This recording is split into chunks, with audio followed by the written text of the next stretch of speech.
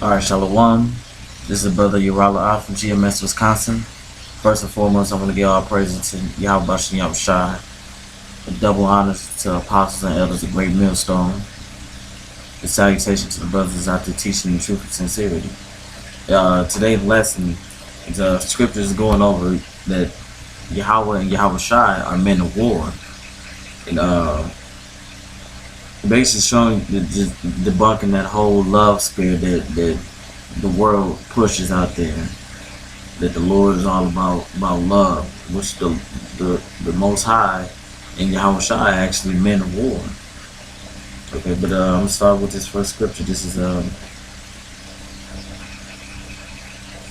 is Exodus chapter 15, verse 3. The Lord is a man of war. The Lord is his name. Right. The Lord is a man of war.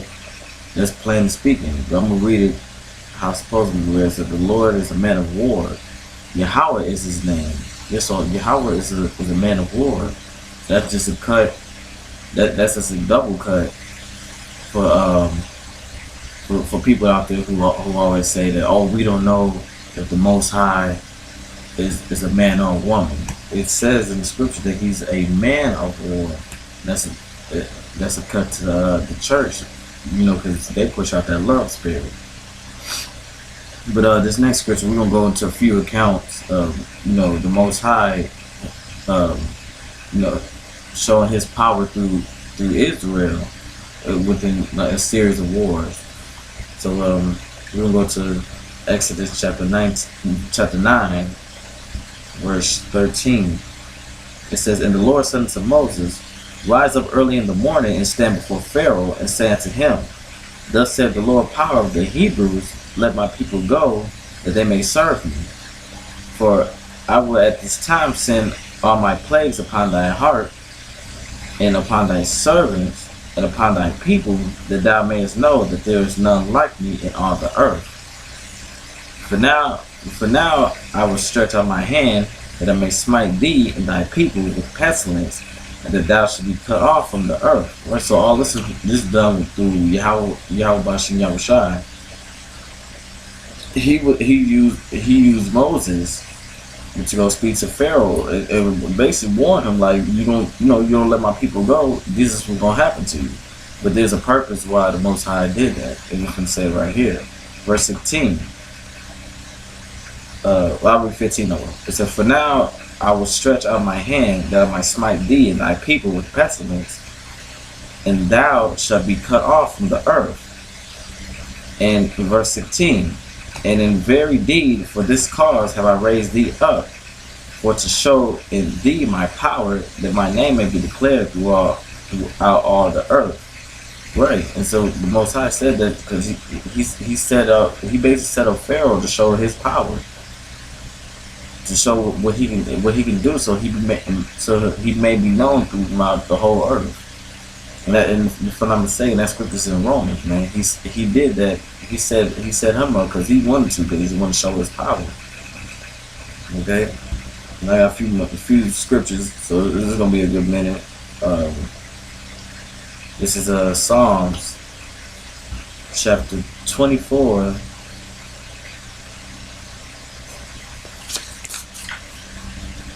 Verse 8, it says, Who is this King of glory? The Lord strong, mighty. It said, Slakia, Who is this King of glory? The Lord strong and mighty, the Lord mighty in battle. I'm going to read it again. It said, Who is the King of glory? The Lord strong and mighty, Yahawah mighty in battle. Lift up your heads, O ye gates. Even lift them up, O ye everlasting doors. And that's talking about us, the prophets, man. We the gates and the doors, because we have the testimony of Yahawah and Yahawashi, and of Yahawashi, and we the ones out there pushing the truth, man. So we had that testimony, so we out there pushing it. So we the gates and that everlasting door. And we out there on the highways and byways pushing the truth. It started with our Apostle Tahar on down. This is lift up your head, O ye gates, even lift them up, ye everlasting doors, and the King of glory shall come in. Who is this King of glory? The Lord of hosts. He is the King of glory, Salah.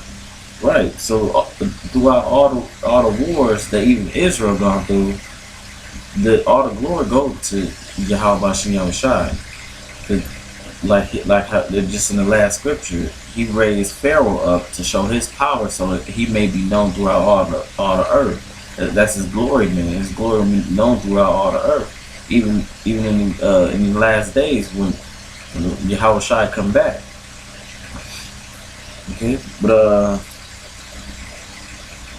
this next scripture, another scripture, is Exodus chapter 18, verse verse 1. It says, I will love thee, O Lord, my strength. The Lord is my rock and my fortress and my deliverer, my power, and my strength, in whom I will trust, my buckler and my horn of salvation and my high tower. Right, so basically the Most High is the one who can help us throughout these wars and through our trials and temptation. But mainly we focusing on in these battles, man. Is he the strength and the fortress in our rock and our deliverer? And I'm gonna jump to verse 34. This is the point here. It says, he teaches my hands to war, so that the bow of steel is broken by my arm. Right, right. And there's another scripture in here that I'm gonna get, but yeah, it says he teaches my hands to war, so that the bow of steel is broken in my arm. When, like, for example, like Mayweather, he's not that good on his own spiritually. That's Yahawah and Yahawashi gave him that skill trait to be that good at war, man. Remember, he's an Israelite, man. Even though he's a 2/3, he wicked, but the Most High teaches him his hands of war. That's why he win all his fights like that. Okay, but I'm gonna get the other account on when it says that in the scriptures.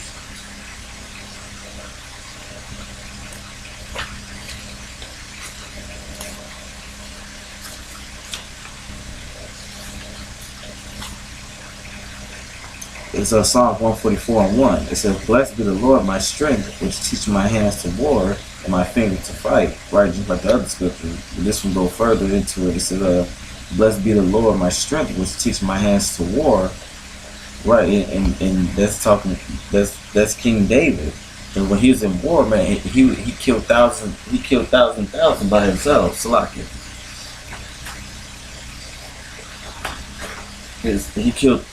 He killed thousands by himself. But that was through the spirit of Yahawah and Yahawashi, because this actually is a Psalm of David, and he the one who said that the Lord teaches his hands to war and his fingers to fight. Like how you got Mayweather, how you got these other boxers as Israelites, even us, the ones in the truth. Them skill traits ain't come from us, our own. We may train up, but when you actually into a real battle, that's Yahawah and Yahawashi guiding you to win that fight, man.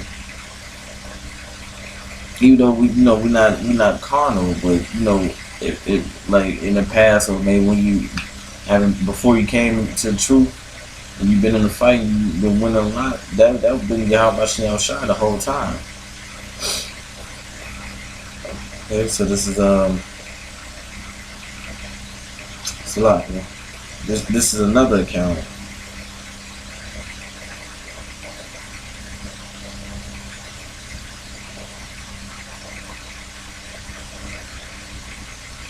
But this is also an account that's showing that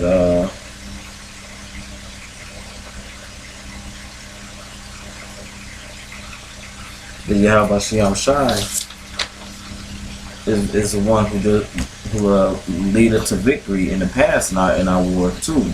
This is Joshua chapter 10 verse 7. It says, so Joshua ascended from Gilgal, he and all the people of war with him, and all the mighty men of valor. And the Lord said unto Joshua, fear them not, for I have delivered them into thy hand. there shall not a man of them stand before thee. And we was actually, this is around the time we were fighting against the Amorites. It says, yeah, verse 8, it says, and the Lord said unto Joshua, fear them not, for I have delivered them into thy hand. There shall not a man of them stand before thee. Joshua therefore came unto them suddenly, and went up from Gilgal all night. And the Lord comforted them before Israel, and slew them with a great slaughter at Gibeon, and chased them along the way, and go up to Beth Horon, and smote them to Azekah unto Makkedah. And it came to pass that they fled from before Israel, and were in the going down to Beth Horon, that the Lord cast down great stones from heaven upon them unto Azekah, and they died. They were more which died with hailstones than they of whom the children of Israel slew with the sword. Right. So the Most High actually killed more of those Amorites than Israel did, man. So that show you that the Most High is a man of war. He loves war, man. He's the one who stirs up these wars. And it says, they were more which died with hailstones than they whom the children of Israel slew with the sword. It says, Joshua 10 and 12. Then spake Joshua to the Lord in that day, when the Lord delivered up the Amorites before the children of Israel. And he said in the sight of Israel, sun, stand thou upon Gibeon, and thou moon in the valley. Okay, yeah, that was in just 11, but that basically show you that Yahawah and Yahawashi is the one who controls these wars, man. Because he discomforted them in the sight of Israel, that they may have victory over them, and he also put a lot of them to death. So he helps us through our battles. Let's see that here. That's why the scripture also say back in Psalms when it says so like I'm gonna go to it.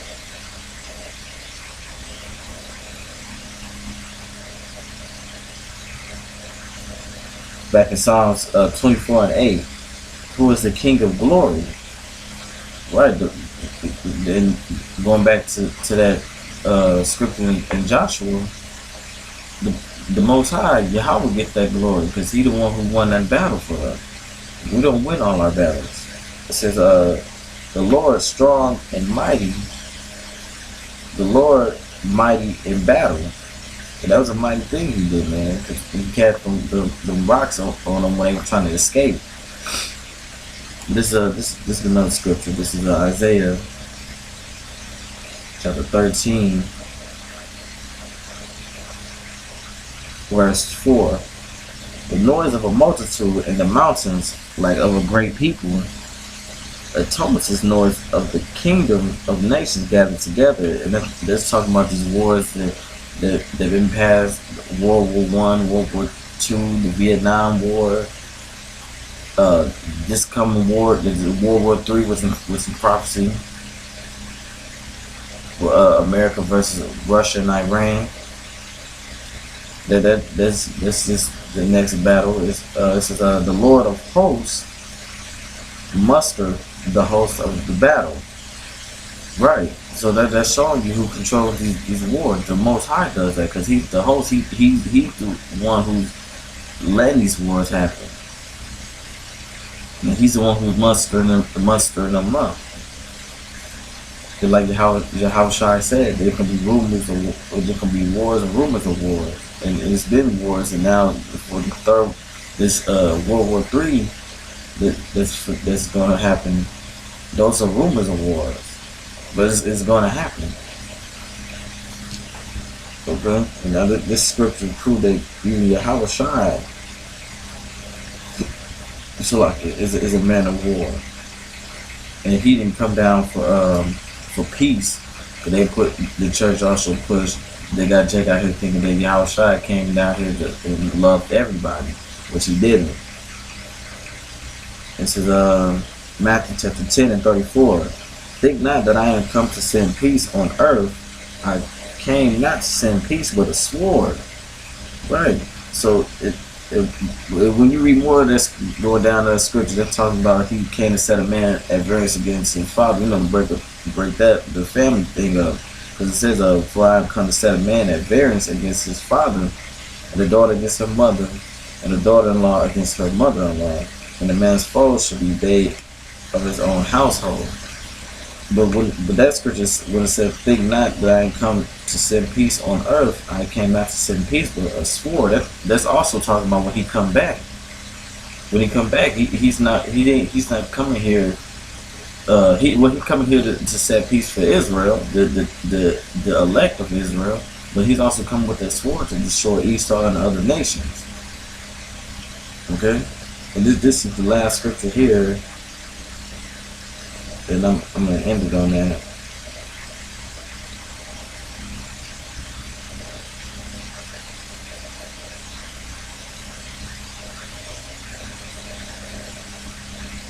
This is Revelation chapter 19, verse 11. It says, "And I saw heaven open, and behold, a white horse, which is Yahawah, and he that sat upon him was called Faithful and True, and in righteousness he doth judge and make war." Right. So Yahawah make war. He judge and make war. It says his eyes were as flame of fire, and on his head were many crowns. And that talking about when he comes back, he gonna have the crowns of all these nations, man. When he come back and destroy them. It says, and he had a name written that no man knew but he himself. And he was cloaked with a vesture dipped in blood. Right, and the reason why he was cloaked with a vesture dipped in blood, because he's gonna be doing a lot of killing when he come back. That's why the last scripture said, "I came not to bring peace but a sword." Yeah, that's to back up what I'm talking about. This is right. It says, and he was cloaked with a vesture dipped in blood, and his name is called the Word of the Most High. It says, yeah. Let me start off. This is verse 12. His eyes were as a flame of fire, and they represent that anger. It says, and on his head were many crowns of him taking over the other nations, taking down the other nations, the kingdoms, and he had a name written that no man knew but he himself, and he was clothed with a vesture dipped in blood from killing from coming down here doing a lot of destruction. So his name is called the Word of the Most High, and that's talking about Yahawah, man. Yahawah is that word. He's the Word. Going back to St. John, the 1st chapter. And yeah, so that's pretty much it. That was just a quick lesson on showing that Yahawah and Yahawashi are men of war, and just to push that out and get rid of this whole love vibration that the world pushes out. That the Lord came back and loving everybody. These are good scriptures to use against them. It's more, but the Spirit having put these together. But it's plenty more, man. It's plenty of accounts where the Most High help Israel fight against other nations. And throughout the book of Judges, when Israel went off, the Most High had the other nation come take us down. And what happened now? When we went off and went against and started doing wickedness against the Most High. We've been taken down by Esau. So that's an act of war. But yeah, man. So that's pretty much it, man. I hope you brothers is edified. Lord willing, I'll be able to put another lesson up. So with that, I'm gonna say all praise to Yahawah and Yahawashi. A double honor to apostles and elders of Great Millstone, and salutation to the Akim out there teaching the truth and sincerity. And brothers, keep pushing and stay strong in faith. And Lord willing, we out of here, man. We getting the hell out of here sooner than later. If not, man, we keep pushing, man. Stay strong in faith. and keep praying and fasting. I pray to do the same, man. So with that, I'm gonna say shalom.